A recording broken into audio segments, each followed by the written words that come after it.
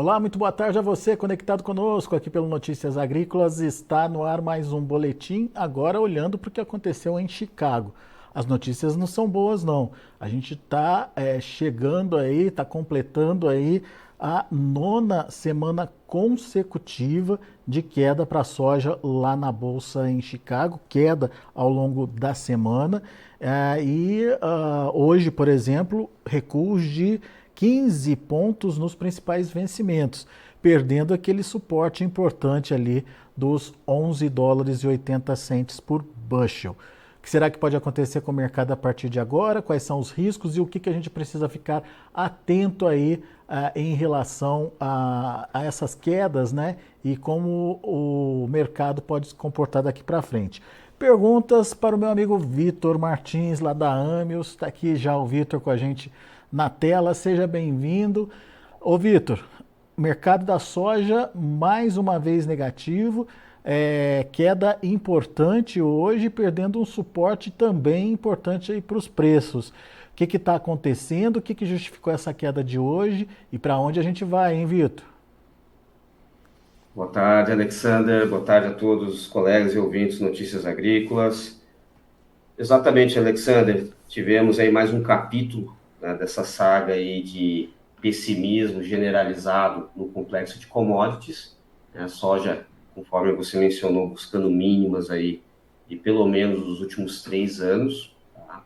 E um movimento aí sem precedentes também de quedas seguidas semanais, né? Então, estamos caminhando essa semana, estamos na metade da semana, caminhando aí já para nona semana seguida de baixa para soja.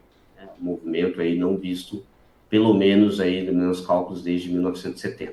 Vamos discutir mais um pouco sobre isso, quais são os fundamentos que estão por trás dessa queda e, claro, né, qual seria a luz no final do túnel que está por vir aí, dados os próximos fundamentos para a soja e para o milho. Muito bom.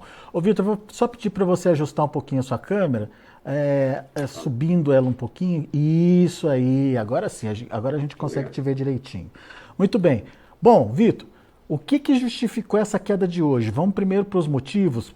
Tem dois pilares aí de fundamentos que justificaram aí, um mais técnico, um mais voltado aí para a realidade do mercado. Explica melhor para a gente. Exatamente, Alexander. Nós temos aí dois pilares, duas verticais de fundamentos que entraram, né, em consonância, trazendo toda, né, uma subtração de posições compradas por parte dos fundos, né, que já estão, pelo menos na soja, em sua maior posição vendida líquida desde 2019. Então, é bem substantivo, né? Não é trivial esse movimento. Os fundos estão realmente sobrevendidos na soja. E pelos meus cálculos hoje, pegando toda essa liquidação por parte dos fundos no dia de hoje, eu estimo que os fundos já estão vendidos próximo do recorde histórico no milho. Tá? Mais de 320 mil contratos vendidos. Também é muito substantivo isso, é algo muito relevante, que coloca um peso muito alto do lado da oferta de qualquer risco que venha a ocorrer ao longo de toda essa temporada, não olhando apenas na América do Sul, mas também nos Estados Unidos, tenhamos, né, possivelmente uma rápida e súbita recompra por parte dos fundos, né, um movimento aí de cobertura de posições vendidas. Ok, sobre os pilares, né, que levaram todo esse movimento e toda esse pessimismo exacerbado, eu diria, no complexo agrícola. Primeiro que a gente pode destacar o lado macro. Nós temos o lado macro. Ontem tivemos a divulgação do tão aguardado relatório de inflação ao consumidor de janeiro, certo? Que é o CPI, que é semelhante ao nosso IPCA aqui no Brasil. O mercado esperava, Alexander, ali um recuo na inflação anualizada para casa ali de 2,9%, ligeiramente acima da meta de inflação pelo Banco Central Americano, pelo Fed, que é de 2%. E o mercado, né, nós tivemos uma pá de cal no otimismo acerca de continuidade desse movimento de desinflação nos Estados Unidos, com o relatório oficial, né, com o número oficial do do índice de preço ao consumidor, vindo em 3,10%, ou seja, veio acima do esperado. Numa base mensal, Alexander, podemos dizer que essa reflação representa a maior reflação dos últimos 4 meses. Okay? Esse movimento foi suficiente para dizer para o mercado, olha, calma lá, esse movimento de otimismo que nós estamos observando nas bolsas, né, com o S&P 500 batendo máxima histórica, Dow Jones batendo máxima histórica, Nasdaq batendo máximas históricas, ele está sendo, né, assim, é um otimismo, mas ele é um otimismo cauteloso agora. Por quê? Cauteloso pelo fato de que a inflação ainda persiste. O último payroll, a última geração de empregos, veio acima de 320 mil novos empregos, né? O payroll de janeiro vem muito forte, o consumo pelas famílias continua aquecido nos Estados Unidos, o que tira, e isso já é precificado no mercado financeiro, reduzindo, né, através da redução das apostas de corte de juros, do primeiro corte de juros, né, pós-era Covid, por parte do Fed, que supostamente seria em março e foi prorrogado pelo mercado a expectativa para a reunião de 1º de maio. E até então, outrora, o relatório de inflação consumidor, Alexandre, o mercado precificava, na verdade, com 56% de probabilidade que o Fed cortaria ali em 1/4, né, 25 pontos base, a taxa de juros básica americana, né, Fed Fund, que hoje está na casa de entre 5,40 e 5,50, pode considerar que o mercado estimava o primeiro corte já em maio. Com esse relatório de inflação acima do esperado, essa probabilidade caiu para 1/3. Ela caiu para 33%, e o mercado reagiu através, né, de uma realização, uma maior aversão a risco, afetando commodities não agrícolas, né, metálicas, que recuaram expressivamente nas bolsas locais, suas bolsas, né, de negociação, nas commodities agrícolas no dia de hoje e, claro, né, no dólar. Então, podemos assim, elencar, né, essa sequência de fatos do lado macro, como inflação nos Estados Unidos acima do esperado, né, já vindo na sequência de um payroll acima de esperado em janeiro. Você teve, na sequência, uma disparada do dólar globalmente. O índice dólar renovou ontem sua máxima dos últimos 3 meses, ok? O índice dólar subindo, ele prejudica, ele não apenas, né, ele tem um efeito de transbordo em ativos de risco, né, com essa maior aversão, ou seja, o cenário de corte de juros não está tão próximo mais, como outrora. E do lado fundamentalista, isso afeta as exportações de commodities dolarizadas dos Estados Unidos, entre elas, claro, a soja, que já vem de um programa, né, comprometido pelo menos 25% inferior ao mesmo período do ano passado. Então, do lado macro, podemos elencar esse vetor de queda. A inflação consumidora nos Estados Unidos acima do esperado pelo mercado, impulsionando o dólar para cima, commodities para baixo. Do lado fundamentalista, Alexander, que aí, né, aí tem um pouquinho mais de abrangência nos temas, que certamente nós falaremos aqui nesse encontro, nós temos do lado fundamentalista melhoras no clima na Argentina, certo? Que estava sendo a bola da vez, dado a janela de importância de desenvolvimento vegetativo para a soja na Argentina. Mais de 50% das lavouras estão já em R5, R6, né? Ou seja, estão em fase de desenvolvimento vegetativo, de formação e enchimento de formação de vagens e enchimento de grãos. As condições vinham caindo por 3 semanas seguidas, né, pelas bolsas locais. A última queda, teve uma queda expressiva de 5 pontos percentuais nas condições boas excelentes. Os mapas, né, já estão mostrando melhora no clima para 10, 15 dias, o que também subtrai o prêmio de risco climático de Chicago. E, por último, mas não menos importante, o grande evento da semana, que será o Fórum de Perspectivas Econômicas Agrícolas, sobretudo por parte do USA, que terá início amanhã, com encerramento na sexta-feira. E esse será o grande evento da semana, Alexander, que pode, talvez, trazer um gatilho fundamentalista para possivelmente vermos um fundo, né, na soja e uma luz no final do túnel. Porque a expectativa é de aumento de área de soja lá nos Estados Unidos. Exatamente, Alexandre. A expectativa é de elevação, né, em torno de 3 milhões de acres na área plantada, tá? Levando algo para próximo ali de 86 milhões de acres e meio, 86,5, 3 milhões de acres superior à temporada passada, né, 23, 24. Né, só recapitulando, então o USA amanhã ele vai divulgar as primeiras projeções, uma linha de base de projeção para a safra nova americana 24 e 25, né, que iniciará o plantio agora já na primavera americana, certo? E, claro, ainda tem toda uma história a ser contada e ser desenvolvida. Porém, amanhã nós teremos o primeiro capítulo da saga Safra Nova Americana. Pois é, Okay? O mercado... Ô, Vitor, só para entender o que você está dizendo. Hoje o mercado já reagiu a essa expectativa de aumento de área. Se amanhã isso não se confirmar, daí os fundos vão se ver obrigados aí a fazer algum tipo de manobra, certo?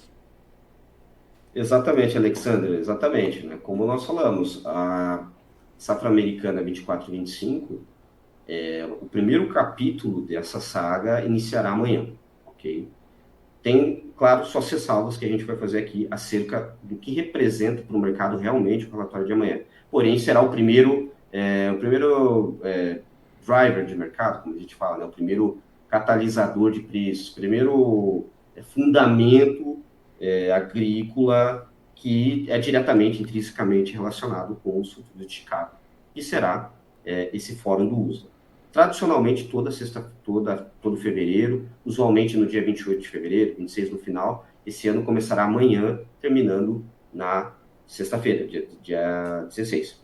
Ok, o que o mercado espera é que o uso da Alexandre traga um aumento de produção estimada para a temporada nova, temporada 25, com base, claro, em um aumento de área, como eu mencionei anteriormente, na ordem de 3 milhões de acres, porém, sobretudo, derivado de um aumento na produtividade. E é esse o fundamento que pega muito o mercado e os analistas, pois o USDA ele parte do pressuposto de que, né, ao modelar todo o balanço de oferta e demanda para a safra nova, 25, você parte do pressuposto de que o produtor terá todo um estímulo econômico para plantio, claro, esse aumento de área, dado a cotação. Isso ainda é cedo, é prematuro, por isso que tem que ser visto com muito ceticismo esse recuo de Chicago com base nessa expectativa baixíssima do relatório de amanhã, ok? Ainda está cedo falar sobre rotação de cultura, o preço do seguro e do spread entre as culturas, entre soja, algodão, milho, soja, milho e trigo, isso será definido ao longo desse mês, ok? E será divulgado no relatório de março, que é o relatório realmente que importa, que é o de intenção de plantios, que é uma pesquisa do USA aí já a nível produtor, não apenas uma modelagem dos seus economistas. Então, o relatório de amanhã, a divulgação das projeções de amanhã, partindo do pressuposto de que, primeiro, o USA está estimando um aumento nessa área plantada, ele está estimando, sobretudo, um aumento na produtividade estimada, pegando a linha de tendência de crescimento, né, de produtividade linear, base toda a tecnologia envolvida em novas patentes, em novas transgenias, em novas cultivares, e, claro, né, todo um investimento em adubagem, partindo de um pressuposto que será uma produção de adubagem de alta tecnologia. Ok, o USA tende a ser otimista no que diz respeito às suas projeções iniciais para uma safra nova, ok? Se você for considerar, Alexander, dos últimos 24 anos, estou falando desde 2000, dos últimos 24 anos, o USA ele tem superestimado os estoques finais para a safra, no caso, utilizando uma safra nova para o final, para os estoques finais dessa safra, ele tem superestimado em torno de 2/3 da temporada, ou seja, em torno ali de 16 anos, né? Pode considerar ali 67% das vezes que o USDA ele superestima os estoques finais para uma safra nova em suas projeções de fevereiro, ok? E essa superestimação, no caso, tem sido, esse erro para cima, tem sido um erro em torno de 150 milhões de bushels, algo próximo de 4 milhões de toneladas. Tá? Que, dado hoje o balanço vis-à-vis a quebra de safra no Brasil, peraí, já muda muito o cenário. Então, isso parte do pressuposto. O que a gente pode considerar, né, e concluir quais são as minhas considerações acerca do relatório de amanhã. Que é um relatório que em tese, ele tem um viés de maior oferta, porque ele parte de uma produtividade de uma linha de crescimento de tendência, okay? Uma tendência linear, né? O trend yield que eles falam lá fora, que pegando na base, que é o quê? É a média linear dos últimos 20 anos, né? E claro, colocando na conta toda a perspectiva de tecnologia e, claro, partindo do pressuposto de que o clima será perfeito. Então, que a produtividade é a máxima, ok? Então, perfeito. As minhas considerações é de que o mercado, ele tende a ser mais otimista acerca das estimativas iniciais, porém, o mercado precifica isso, mas o mercado realmente levará em consideração, Alexandre, será o relatório de intenção de plantio a ser divulgado em março. Esse sim será o fiel da balança, que é uma pesquisa já com base em produtores com maior materialidade para tomada de decisão por parte do uso. Ou seja, amanhã, em se confirmando aí essa tendência de valoração ou de tamanho maior da safra americana, a gente tem uma manutenção dessa tendência negativa ainda em Chicago. Qualquer coisa diferente disso, a gente pode ver os fundos promovendo o início de uma recompra aí, e mudando o cenário dos preços. No entanto, isso é menos provável que aconteça, essa segunda parte é menos provável que aconteça, e que isso só venha acontecer mais ali no final de março, quando efetivamente a gente tem dados mais confiáveis, digamos assim, ou mais apurados aí, em relação à intenção do produtor americano. Até lá, Vitor, a gente pode considerar um mercado ainda pressionado? Alexander, como mencionamos, né, o USDA pode surpreender o mercado essa semana, trazendo, quiçá, uma elevação, né, na produção da safra nova americana, safra 24-25, menor do que o mercado está estimando. Tá? Mas isso aconteceu em um terço dos últimos 24 anos, né? Exato, porém, nós temos alguns detalhes que essa temporada podem ser cruciais para um otimismo cauteloso por parte do USDA acerca dessa nova projeção, que será justamente o fato do que os preços e de como os preços têm se comportado, né, e como está toda a estrutura de custeio do produtor americano. O USDA tem disponível isso aberto para todos, né, essa conta, essa metodologia, e atualmente o USDA está considerando, né, para a safra 25, Alexander, considerando custos variáveis, não variáveis, custos fixos, injeção dos fatores, custos de mão de obra e principalmente, claro, adubação, que a temporada americana deve ter um custo médio nacional próximo de 620 dólares por acre. Né?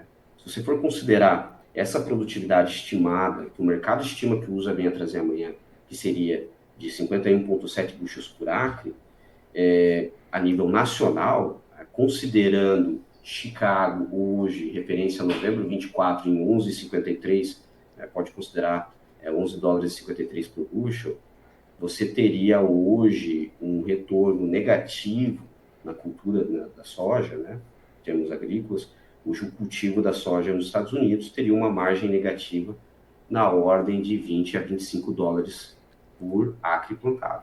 Tá? Então, assim, o produtor americano ele está com margem negativa, assim como o produtor no Brasil também está com margem negativa. Tá? Então, esse é um ponto que deve colocar muito em consideração.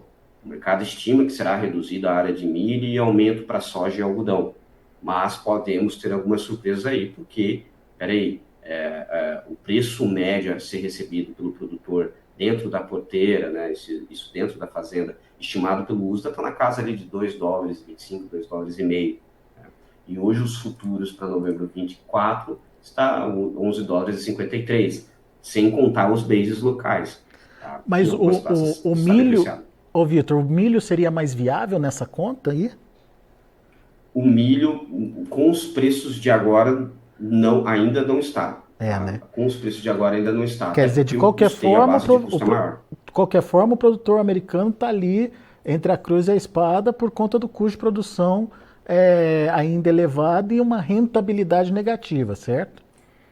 Exatamente, exatamente. O custo hoje que o USDA estima para o milho está na ordem de US$ 870 por acre, né? Então, eles têm ali um custeio muito maior, evidentemente, né?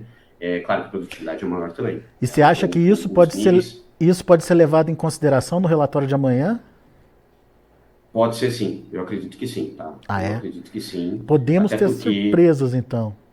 exatamente podemos ter surpresas, e essa surpresa, como eu disse, que seria decorrente de um otimismo cauteloso por parte do USA, cauteloso, otimismo no sentido de que, claro, a linha de tendência, dado o crescimento de cultivares e toda a tecnologia envolvida, realmente resistência, né, às pragas e demais adversidades do campo, tecnologia, de maquinário de plantio, né, hoje, uma semana, e o produtor ele consegue, americano, ele tem capacidade tecnológica para, né, recuperar ali o atraso, vamos supor, em 30% de sua área, né, até mais. Um final de semana hoje de tempo firme, o produtor consegue rodar rápido o plantio nos Estados Unidos, aqui no Brasil semelhante. Então, claro, tudo isso é colocado em conta, mas o que ainda não é colocado em conta é que, peraí, será que essa área realmente será 3 milhões de acres superior ao ano passado, levando em consideração a rentabilidade negativa da soja nos Estados Unidos? Então, esse é o primeiro ponto. E o segundo ponto, como será o clima? Acho que é o ponto principal. Tudo isso que o USA pode ter de otimismo, ele se torna cauteloso acerca de que temos anos de anomalias a serem, né? O mercado, hoje as condições pré-plantios nos Estados Unidos, está cedo falar ainda, mas já está aquecendo, as projeções são de temperaturas mais elevadas para grande parte do meio oeste americano, a camada de gelo hoje está mais fina, ou seja, esse degelo dos solos deve ser mais acentuado, permitindo um início de plantio mais cedo, consequentemente, um início de sazonalidade climática mais cedo. Tá? Então, Agora, assim, o mercado climático nos Estados Unidos pode começar mais cedo. o que poderia ser positivo para os preços pode ser potencializado pelo fato dos fundos estarem excessivamente vendidos. Exatamente, exatamente, Alexandre. Criando uma combinação onde, né, teremos uma sala pequena com muita gente de um lado só pressionado, e qualquer saída, a porta de emergência vai ficar pequena. Quer dizer, E o aí, mês de março é um mês importante aí, então, digamos, para a precificação da soja, por conta dos riscos ficarem mais evidentes aí, seja aqui em termos de tamanho da safra na América do Sul, seja em termos de o que se vai plantar nos Estados Unidos, com renda ou sem renda, enfim, tem algumas informações capazes de dar um chacoalhão aí nos fundos e fazerem esses fundos mudarem de posição. Se isso acontecer, sobe de elevador o preço, então. exatamente, Alexandre, é uma combinação explosiva, né? É uma convergência que, dado, né, o volume de contratos em abertos que vem recuando expressivamente nos Estados Unidos, nos Estados Unidos, em Chicago, ele já demonstra uma certa exaustão nesse momento de queda. E vindo, né, de um movimento de 9 semanas seguidas de realização de posições compradas, né, de adição de posições vendidas, e entrando numa temporada que, peraí, ainda existe muita especulação do lado da oferta. Não vamos falar nem da demanda agora, vamos falar do lado da oferta. Primeiro, vamos olhar nos Estados Unidos, né, uma análise de cima para baixo. Nos Estados Unidos você tem, então, todo esse início de estimativas de modelagem do balanço de oferta e demanda passado para 25, descendo para o Brasil, a gente já termina no Brasil, mas na Argentina ainda você tem metade da lavoura em estado de desenvolvimento vegetativo, em L5, ou seja, se as chuvas que estão previstas nos modelos das 10, 15 dias não performarem, como ocorreu muito no Brasil ao longo de dezembro, possivelmente as condições das lavouras podem cair, e aí uma safra sub 50 milhões de toneladas, hoje o mercado já fala de 50 milhões de toneladas, o uso revisou, já tem estimativas de uma safra na Argentina entre 48 e 49. Ok, possivelmente a Argentina não seja mais o grande herói, né, o grande protagonista no sentido de compensar parte da quebra que nós tivemos aqui no Brasil.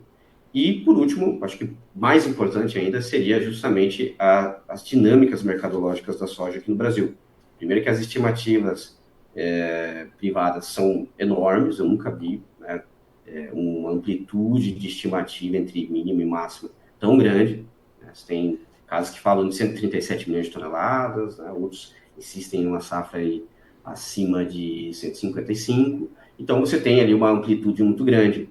A realidade a campo já mostra que nós temos um cenário que é de 149 para baixo, né? Já aponta para 147, 148 milhões de toneladas. Ou seja, ainda não está a saga, a novela, tamanho da safra de soja no Brasil, ainda não terminou. Não está consolidado, Ainda né? nós temos, exatamente, ao passo que a colheita está andando, foi uma das colheitas mais rápidas no centro-oeste da história, porém, isso vai ser ainda motivo de debate e que os fundos ainda aparentemente não estão preocupados em sentar na mesa para falar sobre esse assunto. Ô Tá? Vitor, quem está te Porém, o ouvindo... mercado já está precificando isso via preços, e a gente pode falar disso também brevemente. É O importante. produtor que está te ouvindo nesse momento, a indicação é ele esperar mais um pouquinho para negociar, entender as respostas para essas dúvidas que devem aparecer aí ao longo das próximas semanas, até do próximo mês?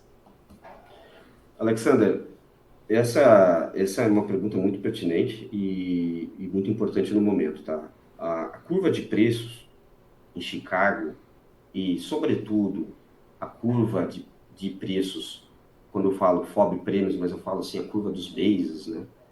A curva do flat price como um todo, ela está numa combinação um pouco rara.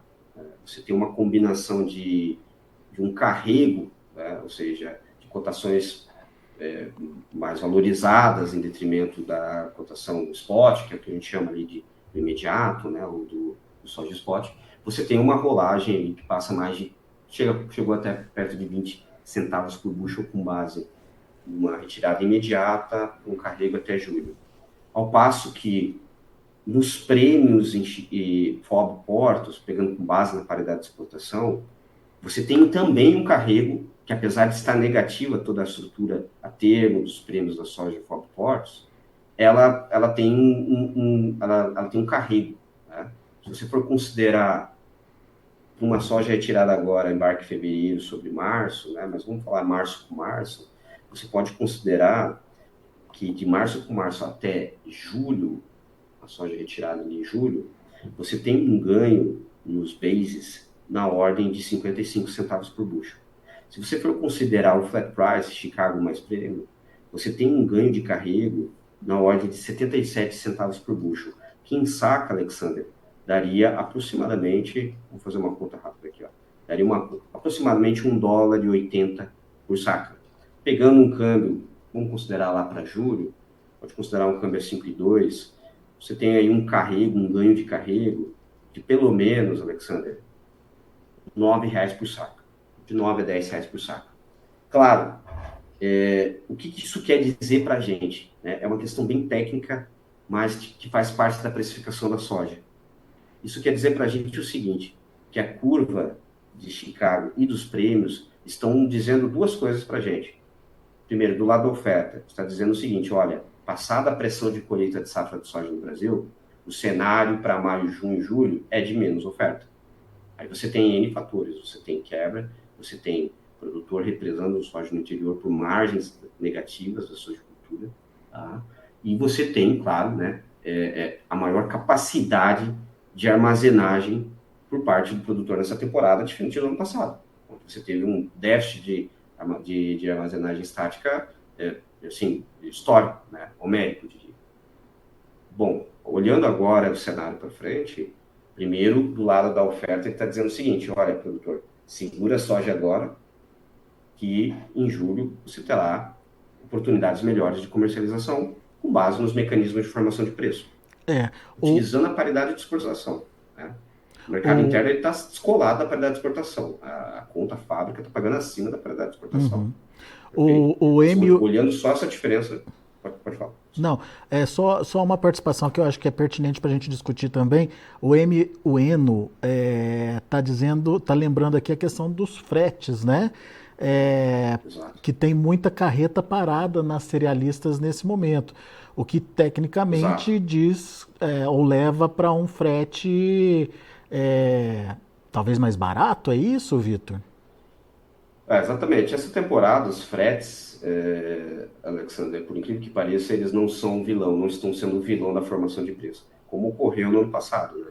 Que você teve uma temporada, uma safra recorde, um pouco volume de soja comercializado, com baixíssima capacidade de armazenagem, com produtores querendo, né, assim, tendo suas exigibilidades, né, tendo que fazer ali sua comercialização de fluxo de caixa, e você tendo toda uma logística tomada. Primeiro porque a concorrência do milho com a soja no passado foi enorme. Nessa época do ano, o comprometido de milho na exportação passava de 10 milhões de toneladas. Né? Se for considerar agora, não chega nem 40% desse volume, ou seja, o mercado de milho está assim, inexistente, porque toda a logística está voltada para a soja. Ano passado também teve um atraso na colheita. E esse atraso na colheita fez o quê? Que se engargalasse toda essa logística, fazendo com que houvesse mais tempo de fila de espera por parte dos caminhoneiros, as cotas de liberação de caminhão pelos portos foi muito mais reduzido, o tempo médio de embarque, né, de atracamento nos navios nos portos disparou, né, acima de 30 dias de tempo médio de espera de embarque, né, de atracagem, então, de atracamento, então você teve uma logística comprimida e os fretes dispararam. Quando os fretes disparam, a logística ela encarece, a conta ela é repassada em mercados ofertados, a conta ela é repassada no interior. Ela é passada para o produtor via bases enfraquecidos. Ou seja, a soja bateu 170 negativo, FOB Paranaguá. No interior passou de 360 cents por bushel abaixo de Chicago, os bases locais.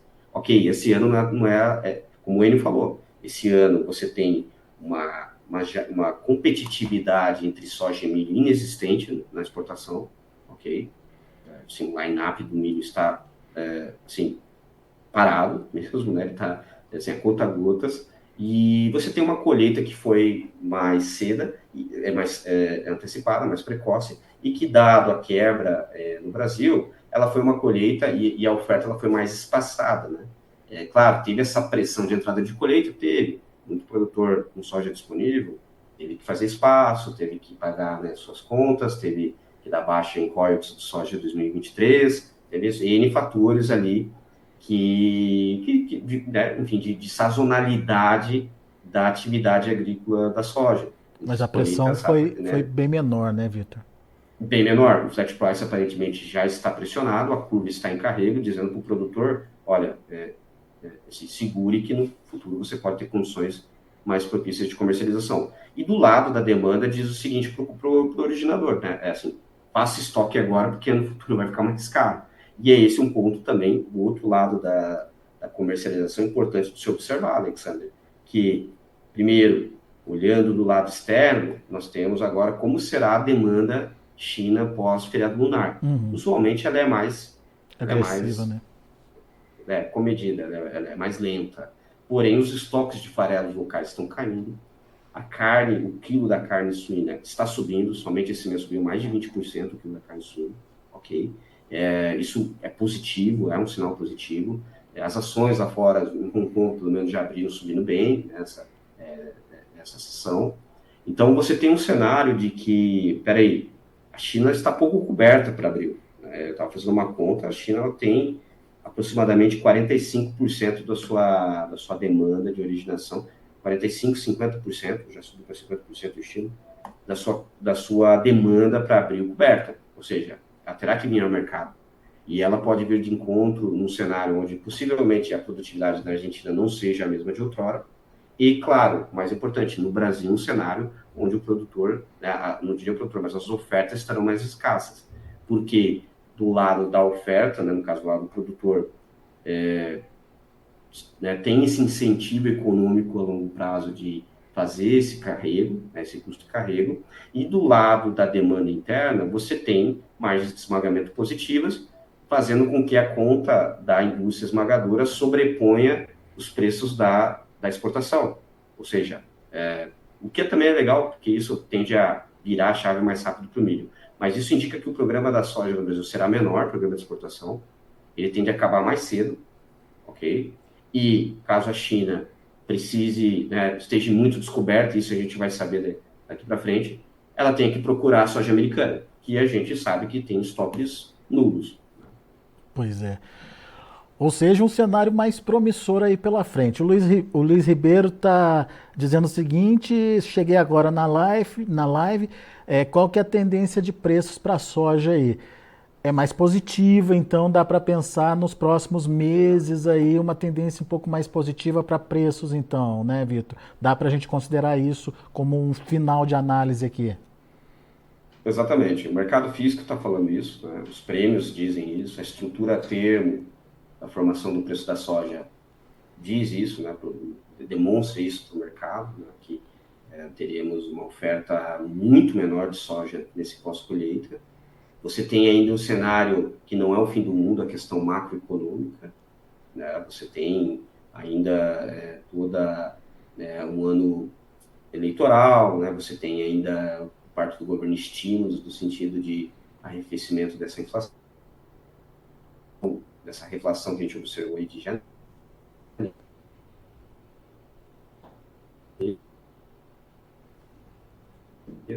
Então, ok, de maior estímulo monetário para o Banco Central americano, no sentido de corte de juros, também trazendo maior fluxo de entrada de capital, no caso dos fundos, aplicando em commodities agrícolas, né? Então, sim, você tem do lado tanto fundamentalista macroeconômico e financeiro, fundamentos aí que podem melhorar, num presente momento eles são negativos para os commodities, pela alta do dólar, mas no longo prazo, o que é bom também para o produtor que vende em reais, mas para o agricultor que ele comercializa em dólar, evidentemente esse cenário de queda de Chicago, prêmios depreciados no disponível não é interessante. Mas como a gente mencionou, né, até com o colega Luiz, a gente mencionou, Luiz, que a estrutura a termo combinando prêmio mais Chicago, ela pode te trazer num custo e carrego uma oportunidade de comercialização da soja, sem considerar quebra técnica e custo de armazenagem, que será inferior esse ano, pelo menos entre R$ 8 a R$ 9 por saca nesse carrego, né, nessa estratégia de custo e carrego. É muito importante se atentar à questão da formação do preço da soja, olhando, né, os componentes da formação do preço, né? Para quem comercializa em reais, o dólar, né, cenário de alta do dólar, mas claro, o cenário de fortalecimento dos prêmios e de Chicago, e para quem comercializa em dólar, Chicago e prêmios, né? Muito bem. Silvio Coletti participa aqui, dando os parabéns ao Vitor pelas excelentes análises. Gosto bastante quando ele aparece por aqui. Obrigado, Silvio, pela participação também aqui com a gente. Aliás, pessoal no YouTube, pessoal que está participando aqui do chat, muito obrigado pela participação. Não se esqueçam de fazer a sua inscrição aqui no canal. A gente quer bater as 100 mil inscrições e estamos perto disso. E eu conto com a sua ajuda aí para a gente chegar nesse valor aí de 100 mil inscritos no site oficial aqui do Notícias Agrícolas. Portanto, a sua inscrição é importante. Outra coisa, o seu like, o seu joinha também ajuda a gente a distribuir melhor as informações. Então vai lá, deixa o seu joinha pra gente, principalmente se você gostou aí dessa nossa conversa. E ao meu amigo Vitor Martins, meu muito obrigado por estar aqui com a gente mais uma vez, trazendo esse cenário de perspectiva um pouco mais promissora aí para a soja. Produtor que está desanimado, está de cabeça baixa, vendo o preço caindo forte lá na Bolsa de Chicago, tem aí uma luz no fim do túnel, vamos olhar para ela com carinho, porque pode ser importante na sua tomada de decisão na hora de participar ou não do mercado nesse momento. Então, fique atento aí a tudo que o Vitor trouxe de informação para a gente e, obviamente, tome a sua decisão. Combinado? Vitor, muito obrigado mais uma vez pela participação. Volte sempre, meu amigo. Obrigado a todos. Obrigado, Alexander. Se inscrevam no canal e até a próxima. Valeu, meu caro. Até a próxima. Obrigado. Valeu. Tchau, tchau. Vitor Martins, Amios aqui com a gente, trazendo as informações do mercado. O Vitor está um pouco mais animado com o que pode acontecer com o mercado da soja mais adiante. E essa mudança pode ser startada amanhã, com os números do Outlook. Será que o Outlook vai trazer uma produção mais comedida, abaixo aí do que o mercado está esperando para a soja? O Vitor acredita em fatores que podem fazer o USDA aprimorar a sua análise nessa direção. por conta de uma rentabilidade negativa que o produtor americano está tendo nesse momento, e também por ainda não ter como ponto importante aí a real necessidade de produção lá nos Estados Unidos. Tudo isso pode mudar essa tendência do USDA do Outlook de amanhã. Vamos ficar atento aos números divulgados. Se não for amanhã, quando lá no final de março as estimativas americanas estiverem baseadas no que o produtor americano de fato vai fazer, daí sim essa mudança pode acontecer. Principalmente porque os fundos nesse momento estão muito vendidos e diante de uma mudança de cenário eles terão que fazer uma inversão aí das suas posições, uma recompra de fundos, e isso pode ser positivo para os preços. Bom, deixa eu passar como é que estão encerrando as negociações lá na Bolsa de Chicago. Primeiro a soja, você acompanha comigo na tela. Março, 11 dólares e 70 centes por bushel, perdeu quase 16 pontos. O maio, 11 dólares e 76 centes por bushel, uma queda de 15 pontos e meio. O julho perdeu 15 pontos mais 25, fechando a 11,86. E o agosto, 11 dólares e 80 centes por bushel, perda de 13 pontos e meio. São os números da soja. Vamos ver o milho. Para março, 4 dólares e 24 centes por bushel, perdendo 6 pontos e meio. Maio, 4 dólares e 37 centes por bushel, perdendo 6 pontos. Julho, 4,47, 5 pontos mais 25 de queda. E o setembro também no vermelho, 5 pontos e meio de baixa a 4 dólares e 53 centes por bushel. Vamos ver o trigo, também no vermelho. Março, 5,85, queda de 12 pontos. Maio, 5,83, queda de 14 pontos. Julho, 5,84, perdendo aí 13 pontos e meio. Setembro, 5 dólares e 93 centes por bushel, perda aí de 12 pontos mais 25. São os números do mercado de grãos lá na Bolsa de Chicago. A gente vai ficando por aqui. Agradeço a sua atenção e a sua audiência. Notícias agrícolas, informação agro-relevante e conectada.